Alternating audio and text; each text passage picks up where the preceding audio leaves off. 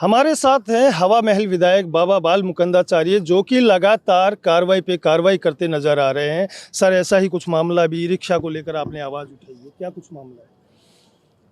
E rickshaw अच्छी चीज़ है, चलना चाहिए। और ई रिक्शा सौर ऊर्जा से या बैटरी से चलता है, अच्छी बात है।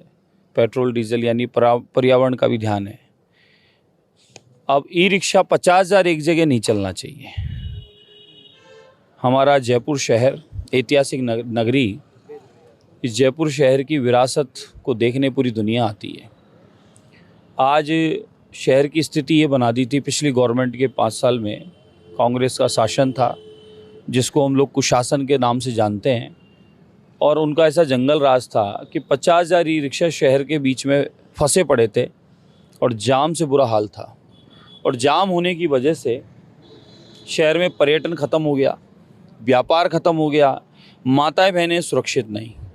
पाया क्या गया कि ई रिक्शा वालों की हर थाने में शिकायत दर्ज है, कार्रवाई हो नहीं रही।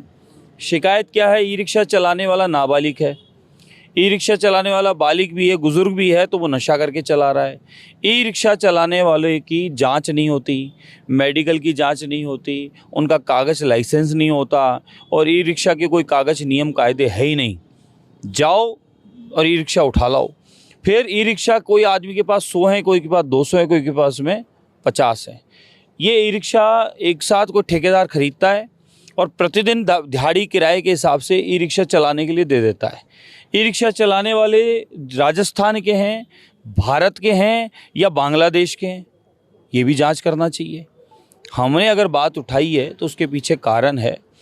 ई रिक्शा वालों की शिकायतें हैं, ई रिक्शा नियम कायदे से नहीं चल रहे हैं, आए दिन एक्सीडेंट दुर्घटनाएं घटित हो रही है। आपका कहने का मतलब है कि ई रिक्शा से कोई शिकायत नहीं है, ई रिक्शा चलाने वालों से शिकायत है, जो बाहर के लोग हैं, बांग्लादेशी हैं, रोहिंग्या हैं।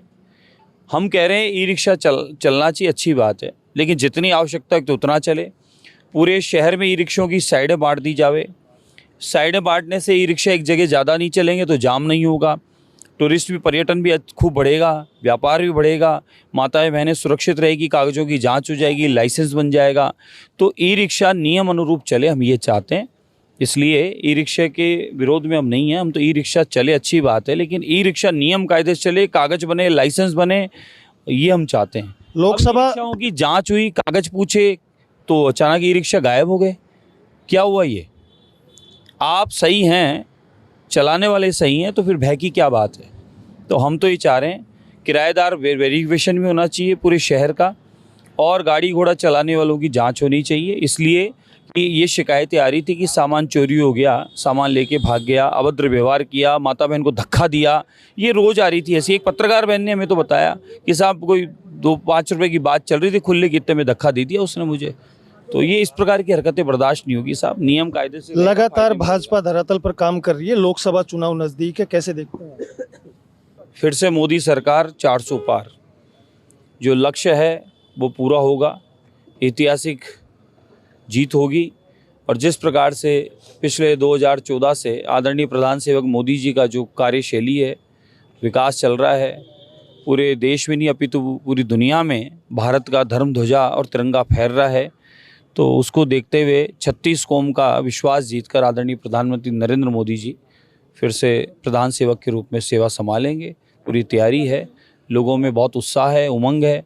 प्रभु राम की पुनः स्थापना हुई है राम राज्य के रूप में, और 36 कौम का पूरा आशीर्वाद और विश्वास हमारे साथ है। क्योंकि अब तक जितनी पार्टियां थी, पारिवारिक पार्टियां थी, पारिवारिक सोच वाले लोग थे, सिर्फ अपने परिवार को पालने वाले लोग थे, और अब तो उनको मोदी जी का परिवार के बारे में भी वो सवाल उठा रहे हैं। हम कह रहे हैं मोदी जी का परिवार हम है, ये पूरा भारतवर्ष है, 142 करोड़ की संख्या, और पूरी दुनिया में लगभग 350 करोड़ सनातनी हिंदू, वो सब पूरा परिवार है मोदी जी। कांग्रेस का बार बार कहना है कि इनके पास राम मंदिर के अलावा कोई मुद्दा नहीं है। फिर 2014 से जिस प्रकार से विकास की और गति बढ़ी है, पूरी दुनिया में भारत की जय जयकार हो रही है, वर्ल्ड लीडर के रूप में मोदी जी निकल के आए हैं, तो वो क्या ऐसी ही बात है? कांग्रेस की सोच में ये बात आ नहीं सकती है, ना वो समझ सकते, और उनकी सोच का अब दायरा ख़त्म हो गया है। कांग्रेस मुक्त भारत, वो हमारा संकल्प जो है वो पूरा होने वाला है। लगातार मंत्रिमंडल को लेकर बैठकें जारी है, क्या लगता है अब की बार मंत्रिमंडल को लेकर? अच्छा है, अभी मंत्रालय जो बाकी हैं जिनको भी जो सेवा का अवसर मिलना है वो मिल जाए और विस्तार होगा और विकास बढ़ेगा राजस्थान का। क्या लगता है आपका भी नाम आना चाहिए मंत्रिमंडल? मैं विधायकी में प्रसन्न हूँ और विधायकी में अपने अनुभव के आधार पे मैं काम करके और सीखते हुए और जनता की सेवा करने में मैं संतुष्ट हूँ। इसलिए ये ऊपर शीर्ष नेतृत्व का काम है, किसको क्या दायित्व देना है, किसको क्या जिम्मेदारी देनी है। विधायक में भी मेरे को ऊपर से निमंत्रण आया, मैं विधायक बन गया। तो इसलिए कहने का मेरा अर्थ ये है कि ऊपर संगठन जनता अनुरूप उसके कार्य के अनुरूप जिसके जो काम की शैली के अनुरूप जिसको जो दायित्व देता है वो हम बड़े से निभाते हैं।